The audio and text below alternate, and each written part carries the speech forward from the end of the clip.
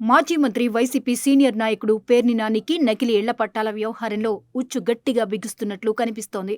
ఆ కేసులో అరెస్ట్ భయంతోనే నాని తరచూ తన అరెస్టుపై స్టేట్మెంట్లిస్తున్నారు. కూటమి ప్రభుత్వం తనపై కుట్ర పన్నిందని, అరెస్టుకు సిద్ధంగా ఉన్నానని చెప్పుకొస్తున్నారు. నకిలీ పట్టాల కేసులో అరెస్టు భయంతోనే ఆయన తాజాగా తన అనుచరులతో అత్యవసర మీటింగ్ పెట్టారట. వైసీపీ సీనియర్లు, కీలక నేతలు, జగన్కు సన్నిహితులైన అధికారులు ఒక్కొక్కరు జైలు దారి పడుతున్నారు. వల్లభనేని వంశీ, మాజీ మంత్రి కాకాణి, కొమ్మినేని, రాజశేఖర్ రెడ్డి, ధనంజయ రెడ్డి, కృష్ణమోహన్ రెడ్డి, గోవిందప్ప ఇలా జగన్కు సన్నిహితులంతా ఒకరి తర్వాత ఒకరుగా జైలు పాలవుతున్నారు. ఈ అరెస్టులన్నీ కక్ష సాధింపులో భాగమేనని వైసీపీ ఎంతగా ప్రచారం చేసుకుంటున్నా ఫలితం కనిపించడం లేదు. అధికారంలో ఉండగా నిబంధనలకు తిలోదకాలిచ్చి ఇష్టారీతిగా చేసిన అక్రమాలు, అవినీతి కారణంగానే ఈ అరెస్టులు అన్న క్లారిటీ ఇప్పటికే ప్రజల్లో కనిపిస్తోందంటున్నారు. ఇక వైసీపీ మౌత్ పీస్ లాంటి ఛానల్ ఇటీవల నిర్వహించిన చర్చా వేదికలో జర్నలిస్ట్ కృష్ణంరాజు చేసిన వ్యాఖ్యలు దుమారం ఇంకా చల్లారలేదు. ఈ వ్యాఖ్యలు చేసిన జర్నలిస్ట్ కృష్ణంరాజు, వాటికి వంతపాడినట్లుగా వ్యవహరించిన Sadar channel input editor Kommineni arrest అయ్యారు. కృష్ణంరాజుల వ్యాఖ్యలకు నిరసన వ్యక్తం చేస్తున్న మహిళలను ఉద్దేశించి వైసీపీ సీనియర్ నేత, పార్టీ కోఆర్డినేటర్ సజ్జల రామకృష్ణారెడ్డి చేసిన వ్యాఖ్యలు మరింత దుమారం రేపాయి. సజ్జలపై కేసులు నమోదవుతుండటంతో ఆయన కూడా నేడో రేపో కటకటాలు లెక్కించక తప్పదని న్యాయ నిపుణులు అంటున్నారు.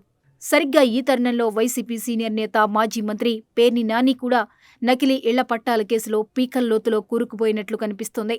ఉమ్మడి కృష్ణా జిల్లాలోని మచిలీపట్నం ప్రాంతంలో గత ఎన్నికలకు ముందు వైసీపీ నాయకులు నకిలీ పట్టాలు పంపిణీ చేసిన కేసులో పేర్ని నాని, ఆయన కుమారుడు పేర్ని కిట్టుల ప్రమేయం ఉన్నట్లు పోలీసులు ప్రాథమికంగా నిర్ధారణకు వచ్చారట. ఆ కేసులో పేర్ని నాని అరెస్ట్ అయ్యే అవకాశాలు ఉన్నాయని గట్టిగా వినిపిస్తోంది. ఈ నేపథ్యంలోనే పేర్ని నాని, పేర్ని కిట్టు ముందస్తు బెయిల్ కోసం హైకోర్టును ఆశ్రయించారు. ఆ భయంతోనే హడావిడిగా నాని పార్టీ నాయకులు, శ్రేణులు తన అనుచరులతో తాజాగా అత్యవసర సమావేశం ఏర్పాటు చేశారట. ఈ సమావేశంలో ఆయన పోలీసులపై, తెలుగుదేశం కూటమి నేతలపై తీవ్రస్థాయిలో విరుచుకుపడ్డారు. సందర్భం లేకుండా గతంలో రేషన్ బియ్యం అక్రమాల విషయంలో తన భార్యను పోలీస్ స్టేషన్కు పిలిపించి విచారించిన విషయాన్ని ప్రస్తావించారు.